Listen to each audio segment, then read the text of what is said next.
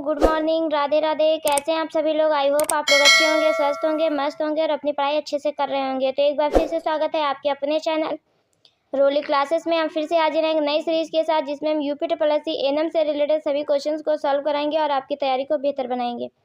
तो आप सभी लोग जो सर जुनून के साथ जुड़ जाइए, सभी लोगों को शेयर कर दीजिए जिन्होंने UP triple S C ANM का फॉर्म भरा हुआ है और जो लोग UP triple S C ANM का पेपर क्लियर करना चाहते हैं। बहुत ही शानदार बेहतरीन कंटेंट के साथ हम हाजिर हैं। तो आइए बिना समय गंवाए आज की क्लास को स्टार्ट करते हैं। आज की क्लास का पहला क्वेश्चन ये रहा आपकी स्क्रीन पे। आप लोग पढ़िए और आंसर कीजिए इस क्वेश्चन का राइट आंसर क्या होगा। क्वेश्चन है, राष्ट्रीय स्वास्थ्य नीति 2002 के लक्ष्यों में शामिल है।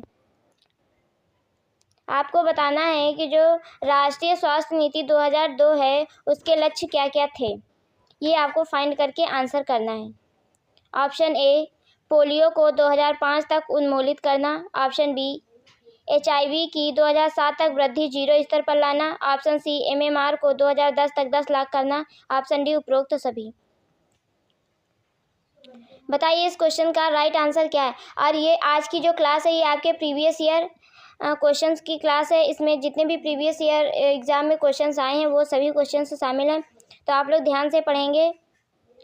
तो राष्ट्रीय स्वास्थ्य नीति 2002 के लक्ष्य में शामिल है पोलियो को 2005 तक उन्मूलित करना, HIV की 2007 तक वृद्धि 0 स्तर पर लाना, MMR को 2010 तक 10 लाख करना।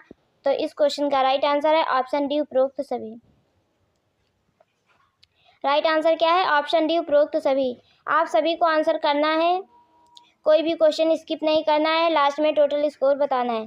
बताइए आशा का पूरा नाम क्या है, फुल फॉर्म ऑफ आशा।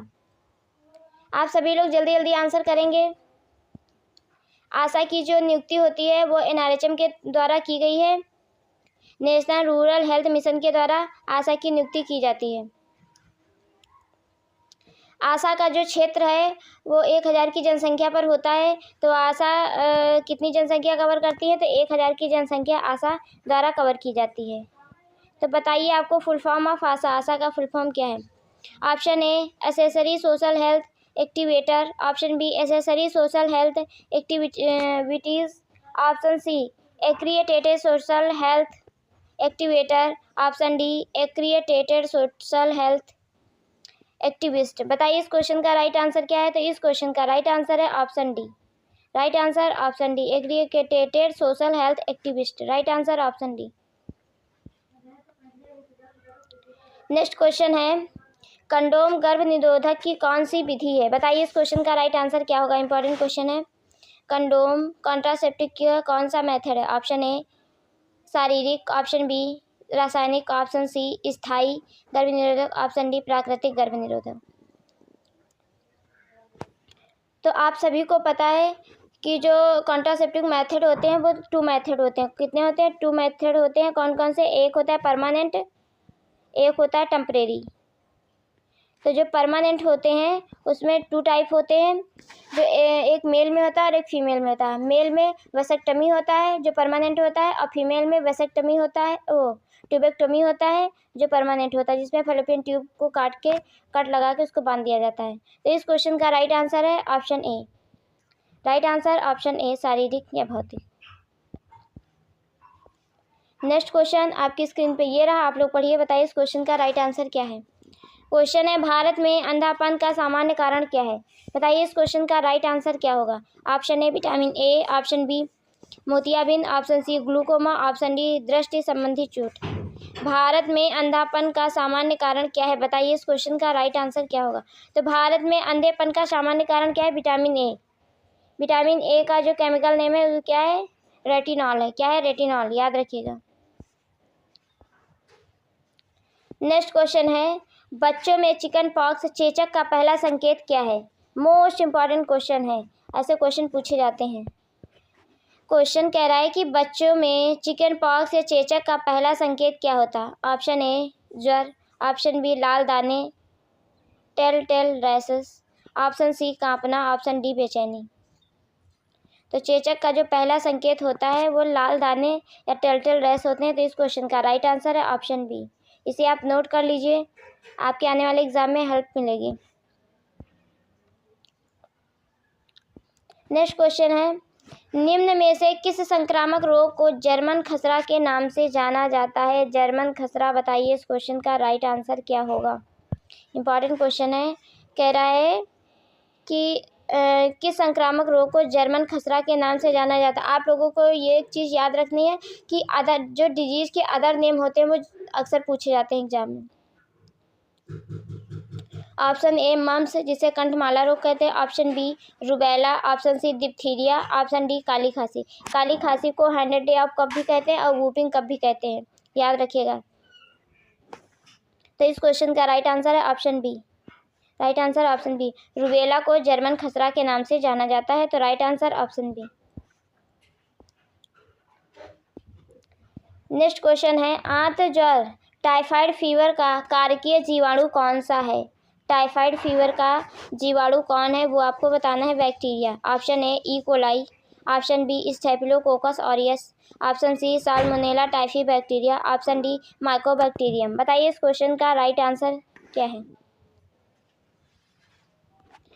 सबसे ज़्यादा ई कोलाई यूटीआई के लिए रिस्पॉन्सिबल होता है और माइकोबैक्टीरियम ये किसका बैक्टीरिया, तो ये टीबी का है। किसका है? टीबी का। माइकोबैक्टीरियम ट्यूबरक्लोसिस, तो ये टीबी का बैक्टीरिया है। तो आपसे पूछा है कि टाइफाइड फीवर के लिए, तो इस क्वेश्चन का राइट आंसर है option C. Right answer option C, salmonella typhi.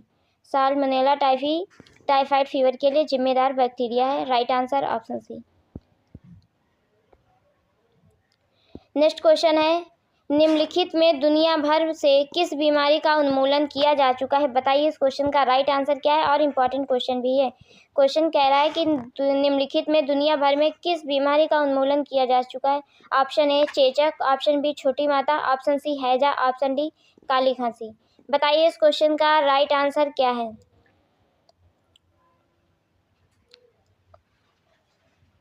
तो दुनिया भर में किस बीमारी का उन्मूलन किया जा चुका है? तो इस क्वेश्चन का राइट आंसर है ऑप्शन बी छोटी माता, WHO के अकॉर्डिंग। नेक्स्ट क्वेश्चन ये रहा आपकी स्क्रीन पे। क्वेश्चन है, एड्स किसके द्वारा जनित रोग है? एड्स किसके द्वारा होता है वो आपको फाइंड करके बताना है। एड्स का फुल फॉर्म आप सभी को पता होना चाहिए, acquired immunodeficiency syndrome. Acquired immunodeficiency syndrome.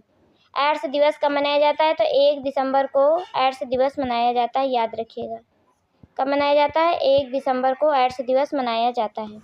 Option A जीवाणु द्वारा। ऑप्शन बी विषाणु द्वारा। ऑप्शन सी कवक द्वारा। ऑप्शन डी प्रोटोजोआ द्वारा। तो एड्स किसके द्वारा जनित रोग है? तो एड्स विषाणु द्वारा जनित रोग है। राइट आंसर ऑप्शन बी, जिसे वायरस कहते हैं। कौन सा वायरस है? तो HIV वायरस है। HIV वायरस, याद रखिएगा, पूछ लेता है कि कौन सा वायरस, तो HIV वायरस है। ह्यूमन इम्यूनोडिफिशियेंसी वायरस द्वारा एड्स रोग कारित है। ये जो हमारी शरीर की जो रोग प्रतिरोधक क्षमता है उसको कम कर देता है। CD4 काउंट जो सेल होती है उनको ये नष्ट कर देता है HIV वायरस, जिससे अन्य रोग भी शीघ्र से हो जाते हैं। नेक्स्ट क्वेश्चन ये रहा आपकी स्क्रीन पे। क्वेश्चन है, अस्पताल अपशिष्ट प्रबंधन में मानव ऊतक एवं शरीर के विच्छेदित अंगों को किस रंग के बैग में इकट्ठा किया जाता है? मोस्ट इंपॉर्टेंट क्वेश्चन है। डस्टबिन का जो कलर कोडिंग होता है इससे एक क्वेश्चन जरूर आता है, तो आप लोग अच्छे से पढ़ना है और बताना है इस क्वेश्चन का राइट आंसर क्या है। ऑप्शन ए हरे रंग का। ऑप्शन बी पीले रंग का। ऑप्शन सी लाल रंग का। ऑप्शन डी नीले रंग का।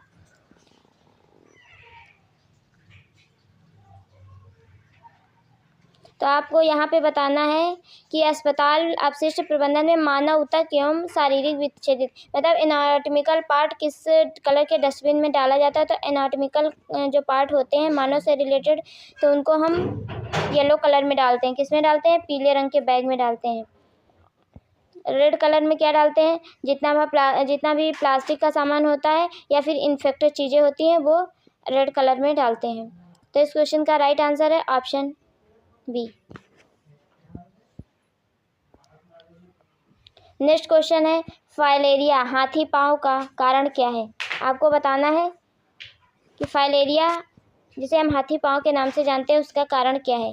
ऑप्शन ए जीवाणु। ऑप्शन बी परजीवी। ऑप्शन सी कवक। ऑप्शन डी विषाणु। बताओ इस क्वेश्चन का राइट आंसर क्या है। इंपॉर्टेंट क्वेश्चन है, तो इस क्वेश्चन का राइट आंसर है option B. Right answer option B, परजीवी। नेक्स्ट क्वेश्चन आपकी स्क्रीन पे ये रहा। हिप्पोकैम्पस में नेगी ब्राडीज किस रोग की स्थिति में पाए जाते हैं? बताइए इस क्वेश्चन का राइट आंसर क्या होगा। हिप्पोकैम्पस में नेगी ब्राडी किस रोग की स्थिति में पाए जाते हैं? बताइए। थोड़ा सा क्वेश्चन डिफिकल्ट है, लेकिन कोई बात नहीं, आप लोग सब कर लेंगे। Option A rabies, option B खसरा, ऑप्शन सी जर्मन खसरा, ऑप्शन डी रोहिणी। आप लोग बताइए कि रोहिणी किसका नाम है, जर्मन खसरा किसका नाम है?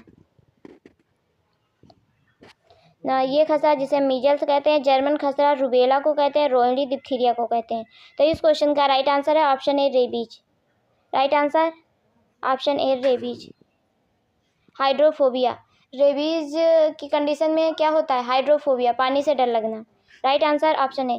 तो रेबीज मुक्त क्षेत्र कौन सा है, कौन सा स्टेट है? तो गोवा है, याद रखिएगा।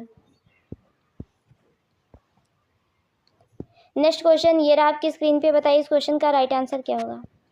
क्वेश्चन है, निम्न में से किस प्रकार का जीव घातक मलेरिया का कारण बनता है?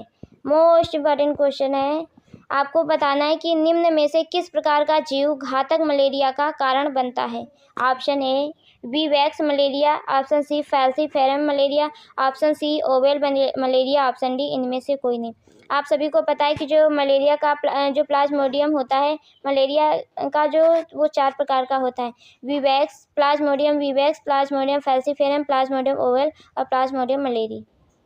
तो ये 4 परजीवी होते हैं जो मलेरिया के लिए जिम्मेदार होते हैं। तो यहाँ पर पूछा है कि कौन सा जीव सबसे घातक मलेरिया का कारण बनाता है। तो इस क्वेश्चन का राइट आंसर है ऑप्शन बी, फैल्सीफेरम मलेरिया। और यह रेनी सीजन में बहुत ज़्यादा होता है। नेक्स्ट क्वेश्चन है, निम्नलिखित में से कौन सा इंजेक्शन सही प्रोजेस्टिन है? बताइए इस क्वेश्चन का राइट आंसर क्या होगा। Option A isoxsuprine, option B net, option C Implanon, option D norgestrel. बताइए इस क्वेश्चन का राइट आंसर क्या होगा। इम्पॉर्टेंट क्वेश्चन है, आप सभी को बताना है इस क्वेश्चन का राइट आंसर क्या होगा। तो इस क्वेश्चन का राइट आंसर है option B net. Next question है, राष्ट्रीय कुष्ठ उन्मूलन कार्यक्रम के तहत की गई प्रमुख पहल है। तो आपको बताना है कि जो राष्ट्रीय कुष्ठ उन्मूलन कार्यक्रम के तहत कौन सी प्रमुख पहल की गई है, वो आपको फाइंड करना है। ऑप्शन ए कुष्ठ प्रभावित व्यक्तियों को ड्रेसिंग सामग्री, सहायक औषधि दी जाती है। ऑप्शन बी असंवेदनशील पैरों की सुरक्षा के लिए माइक्रोसेलुलर रबर के जूते प्रदान किए जाते हैं। ऑप्शन सी पुनर्निर्माण सर्जरी कराने वाले व्यक्तियों के लिए 5,000 प्रदान किए जाते हैं, के लिए 5,000 रुपये प्रदान किए जाते हैं। ऑप्शन डी ये सभी। तो बताइए इस क्वेश्चन का राइट आंसर क्या होगा।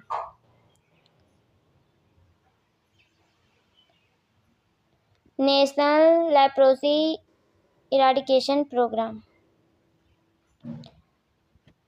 तो कुष्ठ रोग के लिए या लेप्रोसी के लिए एक थेरेपी दी जाती है, कौन सी? MDT therapy.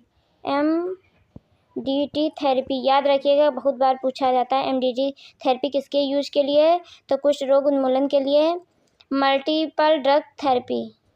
तो इस क्वेश्चन का राइट आंसर है option D. Right answer option D ये सभी। डॉट थेरेपी टीबी के लिए उपचार के लिए कार्य करती है, और एमडीटी कुष्ठ रोग के लिए। और कुष्ठ रोग का ज़्यादा नेम है, इसे हम हैंसन रोग या फिर लेप्रोसी कहते हैं। नेक्स्ट क्वेश्चन है, डेसीडुआ से आपका क्या तात्पर्य है? आपको बताना है कि डेसीडुआ से आपका क्या तात्पर्य है। बताइए इस क्वेश्चन का राइट आंसर क्या होगा। ऑप्शन ए प्रेग्नेंट वुमेन का गर्भाशयी एंडोमेट्रियम, ऑप्शन बी जाइगोट के विभाजन के लगभग 96 घंटे बाद बनी 168 कोशिकीय संरचना जो कि सहतूत के समान प्रतीत होती है, ऑप्शन सी ट्रोपोब्लास्ट की ट्रोपोब्लास्ट से निकले अंगुली नुमा उभार, ऑप्शन सी सबसे बाहरी भूरी कला। तो यहाँ पर आपसे डेसिडुआ की बात किया है, तो जो एंडोमेट्रियम लेयर होती है उसके ऊपर जो जम जाती है उसे डेसिडुआ कहते हैं। और ये कब कंडीशन होती है?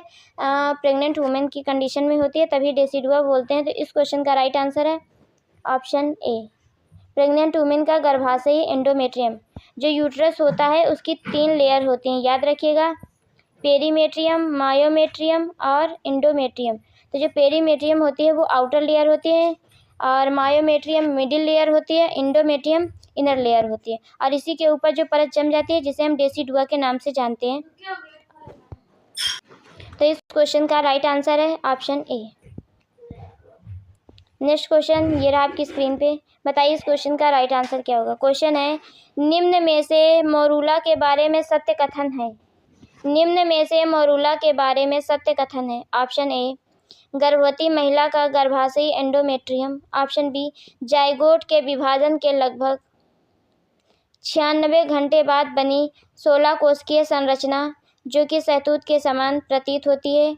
ऑप्शन सी, ट्रोपोब्लास्ट की सिनसाइटोट्रोपोब्लास्ट के से निकली finger like projection. Option D, सबसे बाहरी भ्रूणीय कला। बताइए इस क्वेश्चन का राइट आंसर क्या होगा। आपसे पूछा है मोरूला के बारे में, मोरूला स्टेज। तो इस क्वेश्चन का राइट आंसर है option B. Right answer option B, zygote के विभाजन के लगभग 96 घंटे बाद बनी 16 कोशिकीय संरचना जो कि सहतूत के समान प्रतीत होती है, इसीलिए उसे सहतूत के समान होती है, इसीलिए उसे मोरूला स्टेज कहते हैं। नेक्स्ट क्वेश्चन ये रहा आपकी स्क्रीन पे, नॉर्मल में प्रेगनेंसी की अवधि होती है, जो नॉर्मल होती है उसमें प्रेगनेंसी की अवधि कितनी होती है। ऑप्शन ए, 9 महीने तथा 7 दिन। ऑप्शन बी, 9 महीने। ऑप्शन सी, 10 महीने। ऑप्शन डी, 8 महीने। तो जो नॉर्मल प्रेगनेंसी होती है उसका जो नॉर्मल टाइम होता है वो 9 मंथ प्लस 7 डेज होता है। कितना होता है? 7 डेज। जब हम ईडीडी निकालते हैं एलएमपी से, लास्ट मेंस्ट्रुअल पीरियड से जब हम ईडीडी निकालते हैं तो उसमें हम 9 मंथ और 7 डेज ऐड करते हैं, तब उसकी ईडीडी निकालते हैं। तो इस क्वेश्चन का राइट आंसर है ऑप्शन ए। तो 9 मंथ 7 डेज याद रखिएगा। जो डेट होती है उसमें 7 ऐड करते हैं और जो मंथ होता है उसमें 9 ऐड करते हैं। तो राइट आंसर ऑप्शन ए।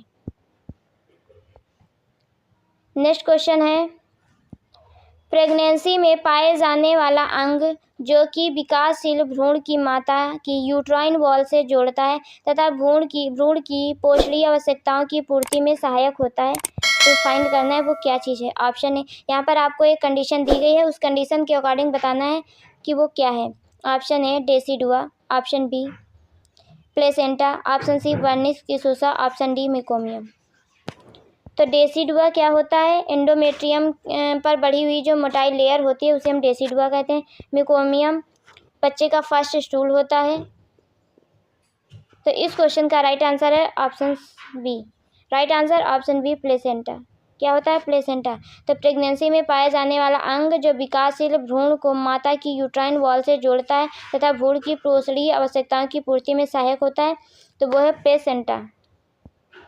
प्लेसेंटा एक टेम्परेरी ऑर्गन होता है जो प्रेगनेंसी के टाइम बनता है और डिलीवरी के बाद एक्सपेल आउट हो जाता है।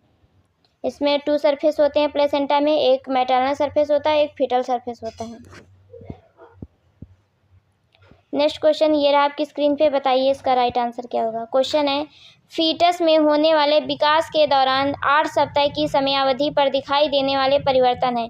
ऑप्शन ए, फीटस की लंबाई, एक मिनट, फीटस की लंबाई लगभग 42 टू 44 सेंटीमीटर हो जाती है। ऑप्शन बी, फीटोस्कोप द्वारा प्रथम बार भ्रूण की हार्ट साउंड सुनी जा सकती है। ऑप्शन सी, फीटस की प्रथम बार लिंग पहचाना जा सकता है। ऑप्शन डी, फीटस की लंबाई लगभग 3 सेंटीमीटर तथा वजन लगभग 2 ग्राम होता है। यहाँ पर पूछा है कि फीटस में होने वाले विकास के दौरान 8 सप्ताह की समयावधि में दिखाई देने वाला परिवर्तन। तो जब फीटस है जब 8 सप्ताह का हो जाता है तो उसकी लंबाई लगभग 3 सेंटीमीटर होती है और वजन लगभग 2 ग्राम होता है। याद रखिएगा, इंपॉर्टेंट क्वेश्चन है। तो इस क्वेश्चन का राइट आंसर है option D. Right answer option D. Next question ये रहा आपकी नेक्स्ट क्वेश्चन ये रहा आपकी स्क्रीन पे, आप लोग पढ़िए और बताइए इस क्वेश्चन का राइट आंसर क्या है। क्वेश्चन है गर्भधारण से पूर्व परामर्श के तत्वों में शामिल है, बताइए इस क्वेश्चन का राइट आंसर क्या है। ऑप्शन ए, उन जोखिम कारकों का पता लगाना जो कि प्रेगनेंसी के दौरान माता अथवा उसके गर्भस्थ शिशु एक के लिए खतरनाक साबित हो सकते हैं, यहाँ पे होगा। ऑप्शन बी, महिला को गर्भधारण से लगभग 1 महीने पहले से ही फॉलिक एसिड की गोलियां देना प्रारंभ करना। ऑप्शन सी, प्रेगनेंसी के दौरान महिला को टीटी के 2 इंजेक्शन टीके आवश्यक रूप से लगवाने की सलाह देना। ऑप्शन डी, उपयुक्त सभी। तो बताइए इस क्वेश्चन का राइट आंसर क्या है। क्वेश्चन कह रहा है कि गर्भधारण से पूर्व परामर्श के तत्वों में शामिल है तो उन जोखिम कारकों का पता लगाना जो कि प्रेगनेंसी के दौरान माता अथवा गर्भस्थ शिशु के लिए खतरनाक साबित हो सकते हैं, राइट है। पॉइंट बी, ऑप्शन बी है, महिला को गर्भधारण से लगभग 1 महीने पहले से ही फॉलिक एसिड की गोलियां देना प्रारंभ करना चाहिए, राइट। प्रेगनेंसी के दौरान महिला के टीटी के 2 टीके आवश्यक रूप से लगवाने की सलाह देनी चाहिए, तो राइट है। तो इस क्वेश्चन का राइट आंसर है ऑप्शन डी, उपरोक्त सभी। ये सभी गर्भधारण से पूर्व परामर्श के तत्वों में शामिल हैं। नेक्स्ट क्वेश्चन है, निम्न में से गर्भावस्था के प्रथम ट्राइमेस्टर में दिखाई देने वाले लक्षण। तो आपको बताना है कि जो फर्स्ट ट्राइमेस्टर होता है उसमें कौन कौन से लक्षण दिखाई देते हैं। ऑप्शन ए, मासिक चक्र की अनुपस्थिति होना जिसे एमनोरिया कहते हैं।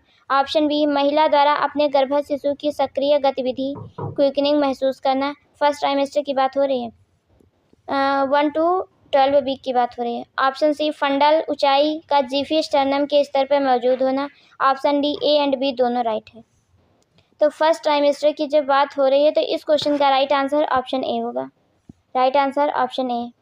एमनोरिया होता है, इसमें ब्रेस्ट चेंजेस होते हैं, स्किन कलर चेंजेस होते हैं और इरिटेबिलिटी ऑफ ब्लैडर होता है और एब्सेंस ऑफ मेंस्ट्रुएशन होता है, जो फर्स्ट पॉसिबल साइन होता है। तो right answer option first presumptive sign होता है एमनोरिया। तो right answer option A. Morning sickness भी होती है।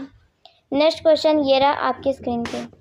क्वेश्चन है, एक गर्भवती महिला में डिलीवरी की संभावित तिथि ईडीडी ज्ञात करने का सूत्र।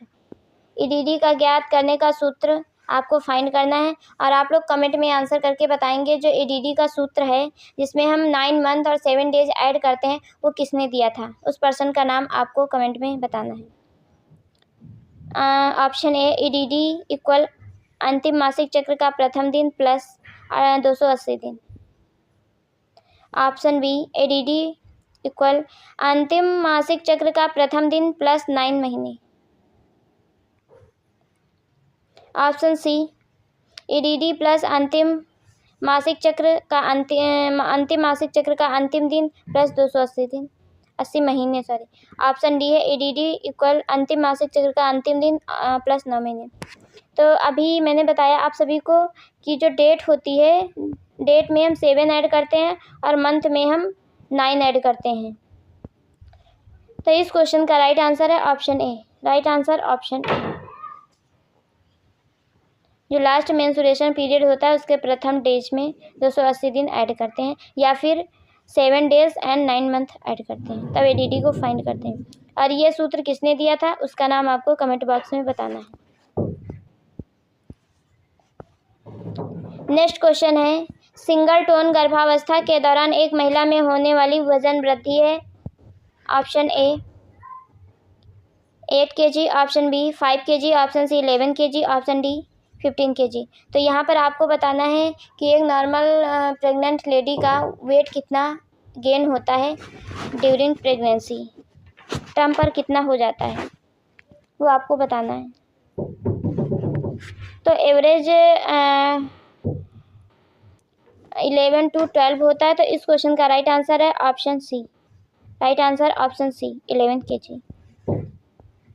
नेक्स्ट क्वेश्चन है, एक गर्भवती महिला द्वारा कम से कम कितनी प्रसव पूर्व यात्रा अवश्य रूप से करनी चाहिए, बताइए इस क्वेश्चन का राइट आंसर क्या है।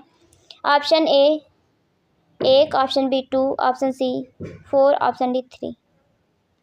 एक गर्भवती महिला द्वारा कम से कम कितनी प्रसव पूर्व यात्रा एएनसी विजिट करनी चाहिए, एंटीनेटल केयर, तो कितनी करनी चाहिए 4, WHO के अकॉर्डिंग 4। फर्स्ट कब करते हैं अर्ली प्रेगनेंसी मतलब 12 वीक के आसपास। तो right answer option C. Next question ये रहा, प्रेगनेंसी की 28 सप्ताह की अवधि पर फंडल ऊंचाई का स्तर क्या होता है? तो आपको बताना है, अगर प्रेगनेंसी 28 वीक की हो चुकी है तो फंडल ऊंचाई कहाँ पर होगी, किस स्तर पर होगी? ऑप्शन ए सिम्फाइसिस प्यूबिस तथा अम्लाइकस के मध्य बिंदु पर, ऑप्शन बी अम्लाइकस के स्तर पर, ऑप्शन सी अम्लाइकस तथा जिफी स्टर्नम को मिलाने वाली रेखा के निचले 1/3 भाग पर, ऊपरी 2/3 भाग के मिलान बिंदु पर, ऑप्शन डी अम्लाइकस तथा जिफी स्टर्नम को मिलाने वाली रेखा के ऊपर 1/3 भाग पर, निचले 2/3 के मिलान बिंदु पर। तो यहाँ पर बताना है कि प्रेगनेंसी की 28 वीक की अवधि पर फंडल ऊंचाई का स्तर क्या होता है। तो इस क्वेश्चन का राइट आंसर है option C. Right answer option C. Umbilicus तथा जिफी स्टर्नम को मिलाने वाली रेखा के निचले 1/3 भाग पर तथा ऊपरी 2/3 भाग के मिलान बिंदु पर होती है। Right answer option C. याद रखिएगा अच्छे से, क्योंकि स्टेटमेंट कंफ्यूज कर देता है। क्वेश्चन है, प्यूपेरियम की अवधि क्या होती है? आपको प्यूपेरियम पीरियड का डेट या टाइम बताना है, क्या है? Option A 280 days, option B 90 days, option C 42 days, option D 21 days. तो 280 डेज किसका होता है? ये प्रेगनेंसी का होता है। किसका होता है? प्रेगनेंसी का होता है। 42 डेज होता है प्यूपेरियम पीरियड, जिसको हम 6 वीक भी बोल सकते हैं। तो कहीं कहीं पे 6 वीक होता है और कहीं कहीं पे 42 डेज होता है, तो इसे हम प्यूपेरियम पीरियड कहते हैं। Right answer option C. ये डिलीवरी, जिस दिन डिलीवरी होती है उस दिन से लेकर के 42 डेज तक प्यूपेरियम पीरियड होता है। नेक्स्ट क्वेश्चन है, निम्न में से लोकिया अल्बा का लक्षण है। आपको बताना है कि लोकिया अल्बा का लक्षण क्या है। बताइए इस क्वेश्चन का राइट आंसर क्या है। जो लोकिया होता है वो 3 तरह का होता है, लोकिया अल्बा, लोकिया सिरोसा और लोकिया रुब्रा, ये 3 होते हैं। तो लोकिया अल्बा के बारे में आपको बताना है। इसमें ब्लड की मात्रा अधिक होने के कारण इसका रंग लाल होता है, ये गलत है। लोकिया अल्बा सबसे लास्ट में सिक्रीट होता है। इसका रंग सफ़ेद अथवा पीलापन लिए हुए सफ़ेद होता है, राइट है। इसका रंग गुलाबी होता है, गलत है। तो इस क्वेश्चन का राइट आंसर है ऑप्शन बी। तो जो लोकिया अल्बा होता है वो डिलीवरी के 10 से 15 दिन के बीच में आता है। डिलीवरी के बाद 10 से 15 दिन के बीच में आता है, इसे लोकिया अल्बा कहते हैं। और इसका जो कलर होता है वो पेल वाइट होता है। तो right answer option B. Next question है, स्तनपान कराने वाली महिलाओं को प्यूपेरियम के दौरान कितनी अतिरिक्त ऊर्जा लेनी चाहिए? बताइए इस क्वेश्चन का राइट आंसर क्या है। Option A 100 kilo calorie, option B 300 kilo calorie, option C 500 kilo calorie, option D 1000 kilo calorie. तो जो प्रेग्नेंट लेडी होती है उसको 300 किलो कैलोरी एक्स्ट्रा लेना होता है, लेकिन जो स्तनपान कराने वाली महिला होती है प्यूपेरियम पीरियड में उसे 500 किलो कैलोरी डेली लेना होता है। तो इस क्वेश्चन का राइट आंसर है option C. Right answer option C. Next question ये रहा आपकी स्क्रीन पे। क्वेश्चन है, एक प्रथम गर्भा महिला जिसे प्राइमरी ग्रेविडा में सामान्यतः प्रसव की कुल अवधि होती है। आपको बताना है कि जो प्राइमरी ग्रेविडा मदर है उसमें सामान्य प्रसव का जो टाइम होता है, लेबर टाइम होता है, वो कितना होता है। ऑप्शन ए 2 से 3 घंटे, ऑप्शन बी 5 से 6 घंटे, ऑप्शन सी 14 से 16 घंटे, ऑप्शन डी 5 से 7 घंटे। तो आप लोग कंफ्यूज नहीं होंगे, कभी कभी ऑप्शन के अकॉर्डिंग भी आपको जाना पड़ता है। तो जो प्राइमरी ग्रेविडा होती है उसमें लेबर का जो टाइम होता है वो 14 से 16 घंटे का होता है, लेकिन मल्टी ग्रेविडा में जो लेबर का टाइम होता है वो 6 से 7 घंटे का होता है, 6 से 7 घंटे का। तो इस क्वेश्चन का राइट आंसर है ऑप्शन सी, 14 से 16 घंटे का टाइम होता है लेबर का। नेक्स्ट क्वेश्चन ये रहा आपकी स्क्रीन पे। निम्न में से अब नॉर्मल लेबर के लक्षणों में शामिल है। अब नॉर्मल लेबर को क्या बोलते हैं? डिस्टोसिया बोलते हैं। इटोसिया नॉर्मल लेबर को और डिस्टोसिया अब नॉर्मल लेबर को बोलते हैं। ऑप्शन ए इसकी शुरुआत स्वतः हो जाती है, गलत है। नॉर्मल लेबर की शुरुआत स्वतः होती है, अब नॉर्मल लेबर की शुरुआत स्वतः नहीं होती। ऑप्शन बी गर्भ शिशु की गर्भ परिस्थिति या प्रेजेंटेशन ब्रीच अथवा कंधा हो सकती है। ऑप्शन सी, प्रसव से संबंधित जटिलताएं अनुपस्थित होती हैं। ऑप्शन डी, इसे यूटोसिया के नाम से जाना जाता है। तो एबनॉर्मल लेबर की बात कर रहा है। यहाँ पर इसने ऑप्शन सी में बोला है कि प्रसव से संबंधित जटिलताएं अनुपस्थित होती हैं। अनुपस्थित नहीं होती हैं, उपस्थित होती हैं, तभी तो अब नॉर्मल लेबर कहेंगे। अनुपस्थित रहेंगी तो नॉर्मल लेबर कहेंगे। ऑप्शन बी है, गर्भस्थ शिशु की गर्भ परिस्थिति या प्रेजेंटेशन जो होती है ब्रीच या शोल्डर हो सकती है। तो इस क्वेश्चन का राइट आंसर है option B. Right answer option B. Next question ये रहा आपकी स्क्रीन पे। प्रसव की द्वितीय अवस्था के बारे में सत्य कथन है। प्रसव की द्वितीय अवस्था के बारे में सत्य कथन है। ऑप्शन ए, यह वास्तविक प्रसव पीड़ा ट्रू लेबर पेन के साथ प्रारंभ होने के साथ शुरू होती है तथा सर्विक्स के पूर्ण विस्तारित होने के साथ समाप्त हो जाती है। ऑप्शन बी, यह अवस्था सर्विक्स के पूर्ण विस्तारित होने के साथ प्रारंभ होती है तथा गर्भस्थ शिशु के बाहर आने के साथ समाप्त हो जाती है। यहाँ पर आपसे सेकेंड स्टेज ऑफ लेबर की बात की जा रही है। ऑप्शन सी, यह अवस्था फीटस के बाहर आने के साथ प्रारंभ होती है और प्लेसेंटा की डिलीवरी के बाद समाप्त होती है। ऑप्शन डी, उपरोक्त सभी। तो ये वाला जो पॉइंट है सी पॉइंट, इसमें थर्ड स्टेज ऑफ लेबर की बात की गई, लेकिन आपसे सेकेंड स्टेज की बात की गई। तो इस क्वेश्चन का राइट आंसर है ऑप्शन बी। जो सेकेंड स्टेज ऑफ लेबर होता है इसकी जो शुरुआत है तो फुल सर्विस के डायलेशन के साथ शुरू होता है और फीटस के बाहर निकलते ही इस स्टेज का एंड हो जाता है। तो right answer option B. Next question ये रहा आपकी स्क्रीन पे। क्वेश्चन है, गर्भावस्था के दौरान कॉन्ट्रैक्शन पाए जाने वाले कहलाते हैं। गर्भावस्था के दौरान कौन से कॉन्ट्रैक्शन पाए जाते हैं? ऑप्शन ए, ब्रैक्सटन हिक्स संकुचन। ऑप्शन बी, जैकमियर संकुचन। ऑप्शन सी, गुडेल संकुचन। ऑप्शन डी, पिनाई संकुचन। क्वेश्चन कह रहा है कि गर्भावस्था के दौरान कॉन्ट्रैक्शन पाए जाने वाले कहलाते हैं। क्या कहलाते हैं या कौन से होते हैं? तो ब्रैक्सटन हिक्स कॉन्ट्रैक्शन होते हैं। इस क्वेश्चन का राइट आंसर है ऑप्शन ए। राइट आंसर ऑप्शन ए। नेक्स्ट क्वेश्चन है, पार्टोग्राफ के उद्देश्यों में शामिल है।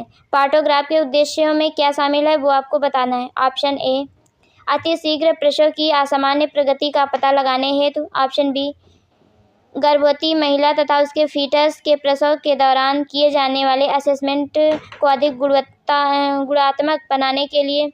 ऑप्शन सी, गर्भवती महिला तथा फीटस में मौजूद समस्याओं का शीघ्र पता लगाने के लिए। ऑप्शन डी, उपरोक्त सभी। तो आप सभी को पता होना चाहिए कि पार्टोग्राफ का उद्देश्य क्या होता है और कब स्टार्ट करते हैं। तो पार्टोग्राफ 4 सेंटीमीटर डायलेशन के साथ ही भरना स्टार्ट करते हैं।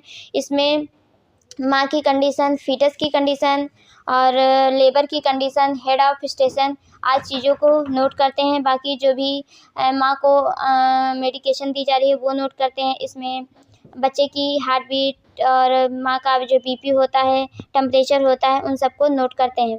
तो इस क्वेश्चन का राइट आंसर है option D. Right answer option D, उपरोक्त सभी। नेक्स्ट क्वेश्चन है, प्रसव की प्रथम अवस्था के दौरान होने वाली घटना है। प्रसव की प्रथम अवस्था के दौरान होने वाली घटनाएं कौन सी है? Option A, complete dilation of the cervix. Option B, गर्भस्थ शिशु का बाहर आना। ऑप्शन सी, प्लेसेंटा का बाहर आना। ऑप्शन डी, प्लेसेंटा का बनना। तो प्रसव की प्रथम अवस्था की बात कर रहा है, फर्स्ट स्टेज ऑफ लेबर की बात कर रहा है। तो इस क्वेश्चन का right answer option A, complete dilation of cervix. गर्भस्थ शिशु का बाहर आना सेकेंड स्टेज में होता है, प्लेसेंटा का बाहर आना थर्ड स्टेज में होता है और फोर्थ स्टेज ऑब्जर्वेशनल स्टेज होती है। तो इस क्वेश्चन का राइट आंसर ऑप्शन है, complete dilation of the cervix. तो जैसे ही सर्विक्स का फुल डायलेशन हो जाता है वैसे ही first stage of labour end हो जाता है, second stage of labour start हो जाता है। तो आप सभी लोग बताएंगे कि 35 क्वेश्चंस में आप लोगों का टोटल स्कोर क्या रहा। वीडियो अच्छी लगी हो तो लाइक कीजिए, शेयर कीजिए, चैनल पे नए हो तो सब्सक्राइब कीजिए, बेल आइकन को प्रेस कीजिए ताकि आने वाली हर एक नोटिफिकेशन आप सभी को मिल सके। और कोई भी क्वेश्चन से रिलेटेड कोई भी क्वेरी है तो आप लोग कमेंट बॉक्स में ज़रूर कमेंट करेंगे, मैं उसका सोल्यूशन लेके ज़रूर आऊँगी। तो चलिए अपनी क्लास को यहीं पे एंड करते हैं, मिलते हैं नेक्स्ट क्लास में। तब तक के लिए bye bye, take care, thank you so much.